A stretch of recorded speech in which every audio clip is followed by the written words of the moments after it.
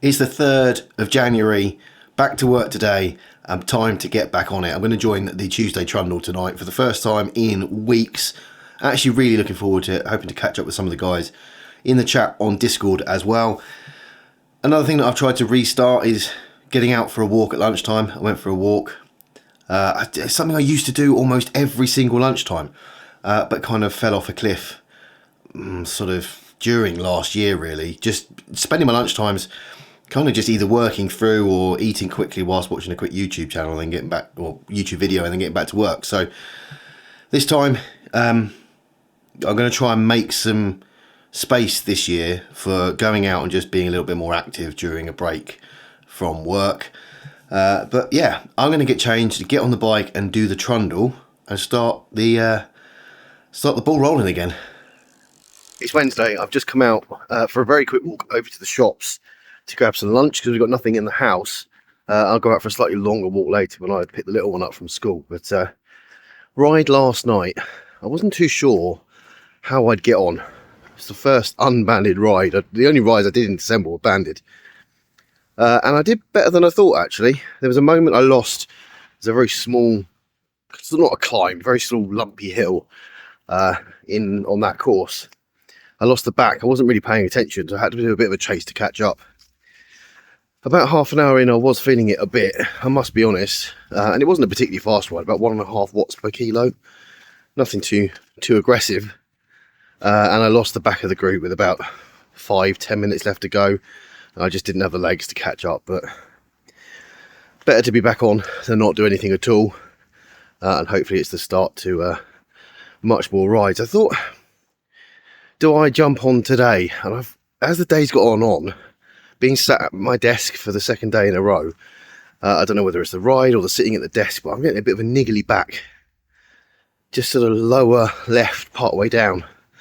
Don't know what's causing that, but don't know whether I should stay off the bike for that or what. I don't know. I guess I'll just wait and see how it goes for the rest of the day and make a decision on that later. So yeah, I'll let you know what I do. I'm going to do my first race in, I think, since before November. It's Thursday, time for the T2.5 Thursday night race. I didn't jump on yesterday. I ended up getting caught up with work and stuff and working till quite late, so I didn't get the chance to. Although my lower back is still giving me a little bit of discomfort. Who knows what that's going to feel like on the bike. Also, being my first ride back in quite some time, or my first race back in quite some time, I'm a little bit nervous about this. Just one, for joining a race, but secondly, I don't even know if I'm going to keep up with the D group. That's my aim. My aim is to keep in with the pack. I think we've got a rather large C group that's going to be coming up very, very quickly behind us, which might split our D group quite quickly. I guess we'll have to wait and see. But I've loaded Zwift up. I just need to get changed and jump on, and let's see how it goes. I quite enjoy this route, Neokyo Crit Course. We're doing 4 laps. It's about 3.5 to 4 kilometers per lap. Nice and flat, a perfect return to racing for me. I like the short and flat ones. So I don't know, what is it, about 16 kilometers in total. We'll see that in a minute. Very, very small D category as well in this race tonight, which means that the larger categories behind us are going to chase and catch probably quite quickly, I would think. In this group, we've got S. Pye, I. Ferguson, D. Howarth, Jonesy just riding along with the Ds, and R. Dalton as well. So it's very, very small D category. I'm going to try and keep the guys behind us away. 16.2 kilometres and a little while yet before the Cs try to catch us. 1.5 kilometres into the race, and you can see Sam Pye has made a breakaway attempt at the front, making the D-Cat even smaller. But if you can make it stick, fair play, go for it. Looking back to the C category, they're 1 minute 38 behind. C Shawl, who's down as a D-Cat rider, is 1 minute 23 behind the D-Cat. I'm not sure if there was a technical issue there or he waited to go maybe with the Cs but have outpaced them. I don't know, kind of stuck 1 minute 23 back. P. Smeets as well, 14 seconds back. I don't know which category, unfortunately, at what point they went. But Yeah, they've got a 1 minute 35 gap to bridge across, which I think will probably come quite quickly as it's a big C group. Seymour, M. Blundell, A. Pimer, P. Morris, S. Greaves in there. Lots of C category riders. And we'll see how many Bs there are, I guess, as and when they possibly catch as well. But still quite a distance to go yet. 5.5 minutes in, C. Shaw has dropped back into the C group. And S. Pye has got himself an 11-second lead out the front. So that's cracking going to outpace the draft of the few DCAT riders that are behind. We're all still together. And we're about to hit that tiny little lumpy, it's not a hill, ramp. The curly one up into the little village area up the top. And I'm struggling. You can see my power graph is all over the place. And you can see my face there. I am really, really struggling to get any air into my lungs. It feels, I had asthma as a child. It felt very similar. I just couldn't, my heart rate's not that high, 156. It's certainly been higher than that. But I just cannot catch my breath. It's not a particularly nice feeling. I dropped a featherweight here just to help me on this last little bit of the climb up. It's only 3%, 4%. But I want to try and stay in this D group for as long as I can. Coming to the end of the first lap, 8 minutes in, that gap to the C's behind us has dropped to a minute already, closing us fast. And the gap that S. Pye has out the front, Sam's got a 20-second gap on us already. Interesting to see whether that pays off towards the end of the race. And also very interesting to see what's going to happen when this C group catch at quite a pace, if it's going to split this small D group. But I'm just doing what I can, just doing what I can to stay with this group. About halfway around the second lap, S. Pye's pulled out a 33-second lead. That's incredible going. We're pretty much still together as a D group. R. Dalton, unfortunately, has fallen off the back by 18 seconds. Just about to fall into that C category. Hopefully you can keep going and stay in with those riders as they come through. They're down to 19 seconds behind us now. How fast is that gap closing? And you can see I've ramped up behind through grey to blue to green to orange, or yellow to orange to red, and then dropped off again. And now I'm just powers all over the place. And I'm kind of dreading this little incline again to try and stay with these guys. And it's not much further up the road, and the C's do catch us coming through. I wonder how fast they're going to go through. Any of the D's going to go. I kind of at this point completely, I knew there is no way I can hang on to that group, and I didn't. I mean, you can see I put a tiny red effort in, realised I wasn't going to do it, and backed off again. But all of the other D's pretty much went in that group. The other three that were riding, 3 or 4 that were riding with me, are gone now, and I'm kind of on my own. I've got M. Reed just coming through here. He's going to fly past, and the B's now are 50 or 45, seconds behind. I just want to try. It's a solo effort from this point for me, and I kind of know it, but I want to try. And I know also there's no chance of me catching onto the B's. Something I probably would have tried going back 6 months. And the B's coming through. Well, firstly, I would have tried to stay on with the C's. If I'd failed with that, I would have tried to catch on the back of the B's. But I kind of know that that's not going to happen. And from this point, it's going to be quite a quiet ride for me. And into the third lap with 7 kilometres left to go. Here come the B group, led by Chris Jupp.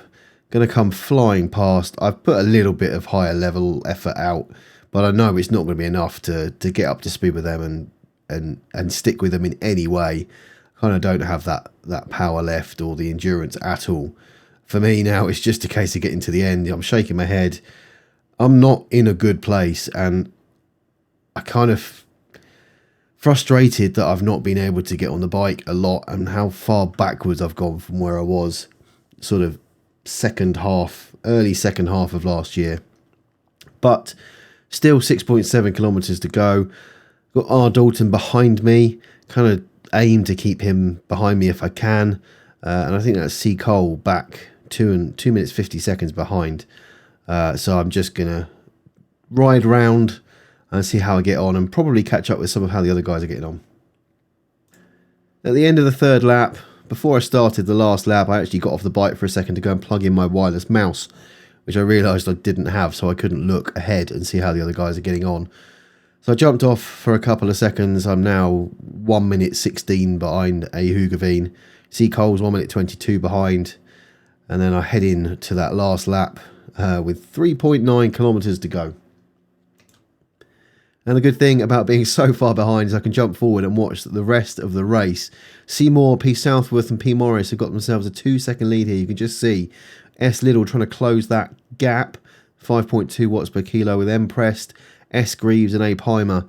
And then slightly further back to another group of C's. P. Morris has gone for it, nearly up at 10 watts per kilo there. P. Southworth also putting in an effort to try and pull in behind S. Little as well. This is going to be close towards the line. It's not too far to the finish line. It's just round this corner. Looks like P. Morris is going to take it with P. Southworth. Can S. Little hold on? Or is Seymour going to take third place? It's going to be close. Sprinting to the line. P. Morris is going to take it. Sprinting right to the line. Seymour, 8.2 watts per kilo. Can he take second? I can't see. Yes, he's going to take second. Ahead, I think P. Southworth got second. Back to the other guys finishing. P. Southworth got third, sorry. Back to everybody else finishing. Here's S. West coming over the line, just ahead of M. Blundell. Chris Jupp and C. Shawl in there. N. Corbin coming over as well. M. Reed and S. Pye. Everyone's coming over so quickly, I can't quite catch everyone all at the same time. But here's M. Reed. So unfortunately, S. Pye, his attempt to break away didn't hold him ahead of the C's or the B's, unfortunately. It may have been caught slightly by the rest of the D's, actually. If they held on to that C group, they may have caught him. I have to look in the final results. D. Howarth will be the next one over the line. And it might be close between A. Hugavine and J. Jonesy. And here is A. Hugavine up at 9 watts per kilo, trying to catch Jonesy before the line. Putting out an incredible sprint effort. I don't know whether Jonesy's going to go for it or not. A. Hugavine, I think, is going to catch him. Huge sprinting from a long way out there. Keeps going. That's incredible. And right to the line, going to beat Jonesy. And then back to me, plodding along behind as C. Cole is only 9 seconds back, so he's going to catch me relatively soon as well.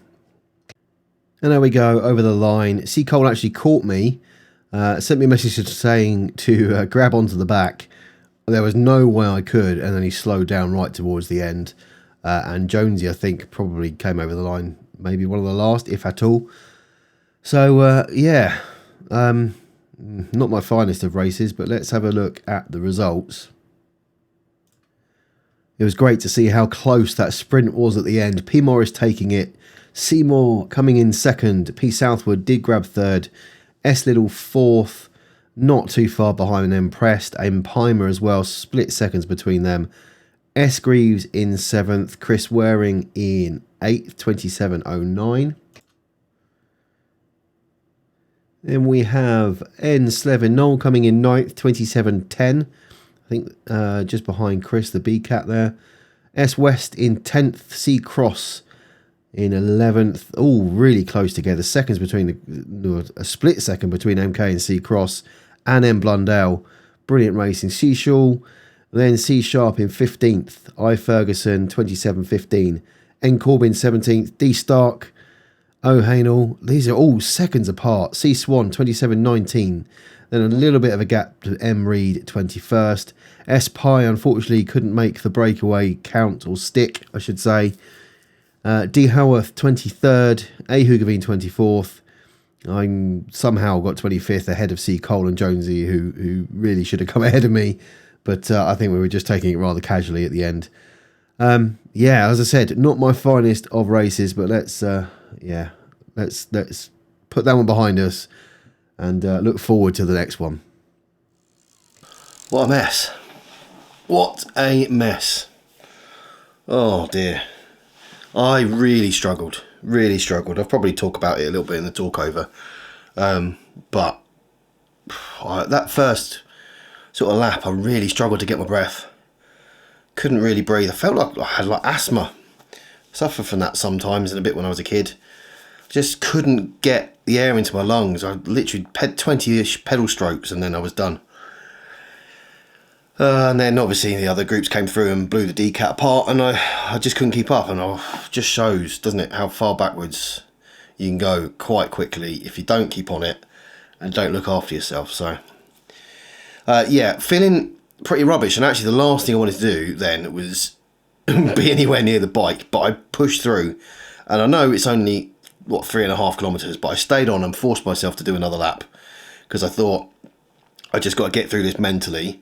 As much as I wanted to get off the bike and go and have a shower and sit down, I thought, no, I need to do just, well, A, I need to improve, but B, I need to just get past that mental block. So stayed on, did another lap, and I guess it's another step towards getting back to where I was before, I suppose. But yeah, time for a shower and some dinner, and then we'll have a wrap up of this video a little later. I'm not going to dwell on that one too much. I'm going to use it as a motivating factor to get myself going again. First race in, I think, over a month. It's time to step that up. December's gone, into the new year, and try and get myself hopefully back towards where I was the middle of last year. One thing I did notice, the D group has got a lot smaller. A lot of those guys have moved up now to the C group. Some of the C's have moved up to the B's. People progressing. I need some help. I need some help in the D group. We've got to fill that pen with D's again and make it harder for the B's and the C's to catch us.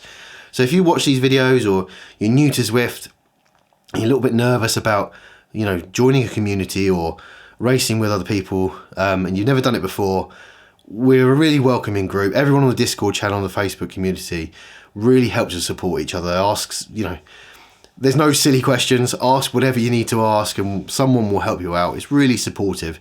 And we do 3 rides in the week. We do what we call the Tuesday Trundle on a Tuesday night. That's where we just basically ride. The ride lead, usually Craig on a Tuesday night, will ride at 1.5 to 2 watts per kilo. Everyone will stick to him, and then if someone drops off the back, we'll slow the group down to allow them to get back on. We often ride with a sweep as well, who will sit at the back and then pull back and help to draft you back up to the group. That is on Tuesday night at 7:30 UK time. Our races are on a Thursday night at 6:30 UK time. Most of those at the moment are sort of chase races where the D's go first, then the C's, then the B's. Gives the higher categories a chance to chase down some other riders on the road. So that is 6:30 UK time. And then on a Saturday morning, we do what we call our banded ride, where we all basically, the Zwift band keeps the group together. So it doesn't matter if you're doing 20 watts per kilo or 1 watt per kilo, half a watt per kilo, whatever it is, the band will keep that group together. You can come onto that and do workouts, your own workouts, and still stay within the band. And we jump onto Discord and have a chat as well. You could just come onto the Discord channel just to listen in. You don't have to join in with the chat.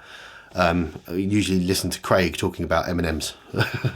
But if you're interested in any of those rides, the links are all in the description below, along with links to the Discord channel and the Facebook group. I'll be honest, Discord is probably a lot more active now than the Facebook group is. I think that's sort of the way that social media is probably moving. So join those, come and say hello, and find the links to all of our rides and future rides in there as well, and see the chat and support. But yeah, I've blabbered on for probably long enough. I want to say, as usual, a thank you to the channel members going up the screen right now. But that is the end of this video.